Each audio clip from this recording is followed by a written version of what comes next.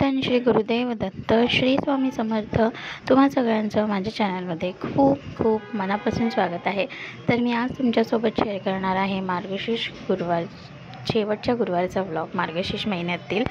तर तुम्ही फोटोज आणि थंबनेलवरून तुम्हाला कळालंच असेल, तर मी पूजा कशी केली काय हे, किंवा देवीला वस्त्र कसं नेसवलं, देवीची सजावट कशी केली, हे सगळंच मी तुम्हाला या व्हिडिओमध्ये सांगणार आहे। त्यामुळे व्हिडिओ स्किप न करता शेवटपर्यंत नक्की पहा। तर सकाळी लवकर उठून देवपूजा वगैरे सगळं आवरून पूजेची तयारी करून घेतली। देवपूजा वगैरे केली, त्यानंतर उंबरठ्यावर छान हळदीचं लेपन करून घेतलं, रांगोळी काढून घेतली, दिवे प्रज्वलित केले, तुम्ही बघू शकता इथे। सो तुम्ही कमेंट करून मला नक्की सांगा की तुम्हाला माझी रांगोळी आणि माझी सजावट कशी वाटली। तर खूप वेळ लागतो खरं तर हे सगळं करायला, आणि हळदी कुंकू होता, वाण देण्यासाठी, उद्यापन करण्यासाठी फळं फुलं असं सगळं आणलं होतं। चौरंगाखाली रांगोळी स्वास्तिक वगैरे काढून घेतलं, आणि त्यानंतर चौरंग ठेवून त्यावर लाल वस्त्र अंथरून नारळाची अष्टदल कमळाची आरास करून देवीची पूजा मांडून घेतली। त्यानंतर ही पाटाभोवतीची रांगोळी आहे जी मी पूजा मांडणी करून झाल्यानंतर काढते, कारण ती आधीच काढली तर ती पुसली जाते तयारी करताना। त्यानंतर अष्टलक्ष्मी दिव्याची देखील मी पुन्हा एकदा पूजा करून घेतली। तिसऱ्या गुरुवारीसुद्धा मी अष्टलक्ष्मी दिव्याची पूजा केली होती, त्याचसोबत मी चौथ्या गुरुवारीसुद्धा ती पुन्हा केली। आणि ह्या गुरुवार चौथा विशेष होता, कारण देवीची सजावट, देवीचं रूप अगदी सुंदर वाटत होतं। त्यानंतर पूजा झाल्यानंतर आईने देवीची ओटी भरून घेतली। ओटी काही जण चारही गुरुवारी भरतात, काही जण पहिल्याच गुरुवारी भरतात, काही जण शेवटच्या गुरुवारी। आईने शेवटच्या गुरुवारी देवी आईची ओटी भरून घेतली होती, तुम्ही बघू शकता। सो असे छान संध्याकाळी दिवे लागणीच्या वेळेस दिवे वगैरे लावून घेतले। हे वॅक्सचे दिवे आहेत जे मी रांगोळीभोवती लावले आहेत, आणि तुम्ही बघू शकता त्या दिवशी देवी आईने तिचं सगळं स्वतःच करून घेतलं होतं, म्हणजे तिच्या सजावटीसाठी लागणारे दागिने, वेणी, हार, फुलं सगळंच। आणि त्यानंतर माझी काकी आली, तुम्ही पाहिलं ताईबरोबर बसले होते, तिने पूजा करून घेतली। आईने काकीची देखील ओटी भरली। त्यानंतर शेजारची सगळ्या ज्या बायका होत्या त्या उद्यापनासाठी आल्या, लहान मुली आल्या। तर तुम्ही बघू शकता या सगळ्याच ज्या बायका आल्या होत्या त्या सगळ्यांना माझं देवी आईचं रूप खूप आवडलं। त्यांनी भरभरून माझं कौतुक केलं, माझ्याकडे माझा नंबर मागून फोटो वगैरे मागितला देवी आईचा, इतकं त्यांना ते आवडलं। आणि साक्षात देवी आई विराजमान झाली आहे असं त्यांनी मला कॉम्प्लिमेंट देखील दिली। त्यांना खूप आवडली माझी सजावट। तुम्ही बघू शकता ह्या ज्या काकी आहेत त्यांना तर अतिशय आवडली होती। सो अशी होती माझी गुरुवारची पूजा। आईने सगळ्यांना हळदी कुंकू दिलं, उद्यापन केलं। फार काही शूट करता येत नाही आहे ऑफिस आणि त्या सगळ्याचमुळे, त्यामुळे तितकं मला तुम्हाला सांगता किंवा दाखवता येत नाही आहे, पण मला जितकं शक्य आहे मी तितकंच तुमच्याबरोबर सगळं शेअर करते आहे। तर बिल्डिंगमधल्या इतर सगळ्याच बायका आल्या होत्या उद्यापनासाठी, आई त्यांच्या घरी गेले होते। चौथा गुरुवार असल्यामुळे घरात खूप चैलपैल आणि वातावरण अगदी प्रसन्न होतं, खूप छान आणि मस्त वाटत होतं घरी त्या दिवशी। तर अशी होती पूजा।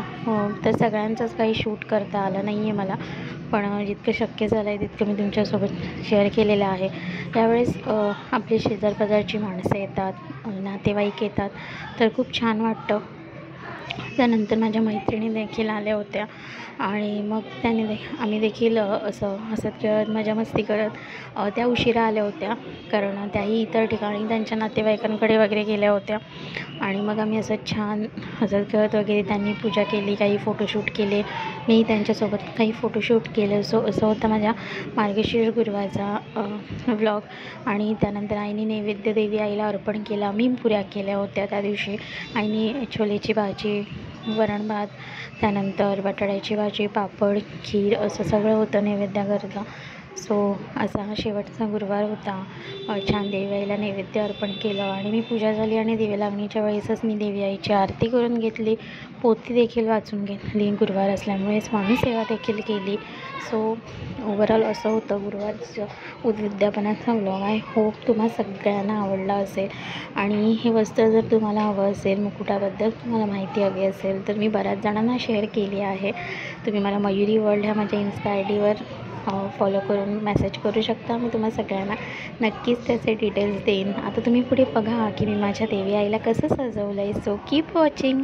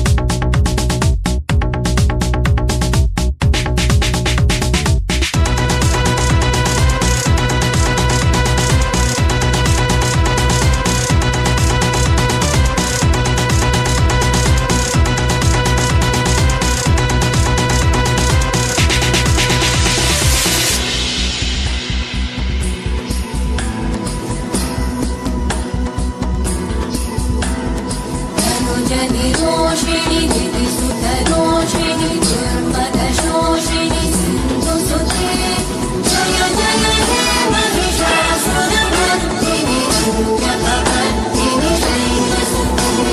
तर अशा प्रकारे मार्गशीर्ष महिन्यातील शेवटच्या गुरुवारचा दिवस छान यथासांग पार पडला देवी आईच्या कृपेने। त्यानंतर झोपण्यापूर्वी आईने देवी आईची नजर काढली आणि देवी आई खरंच इतकी सुंदर दिसत होती की तिच्यावरून डोळे हलतच नव्हते आणि मला सगळेच जण म्हणाले की साक्षात देवी आई घरी विराजमान झाले आहे असा भास होतो आहे पाहताना। तर खूप छान वाटलं आणि हे आहे दुसऱ्या दिवशी उद्यापनाच्या वेळेसचं। सो तुम्हाला कसं वाटलं माझा व्हिडिओ मला कमेंट करून नक्की सांगा। सो आय होप तुम्हाला व्हिडिओ आवडला असेल। व्हिडिओ आवडल्यास नक्की व्हिडिओला लाईक करा, कमेंट करा, शेअर करा आणि चॅनलवर नवीन असाल तर चॅनलला सबस्क्राईब देखील करा। भेटूया अशाच नवनवीन व्हिडिओसोबत, तोपर्यंत सगळ्यांना श्री स्वामी समर्थ।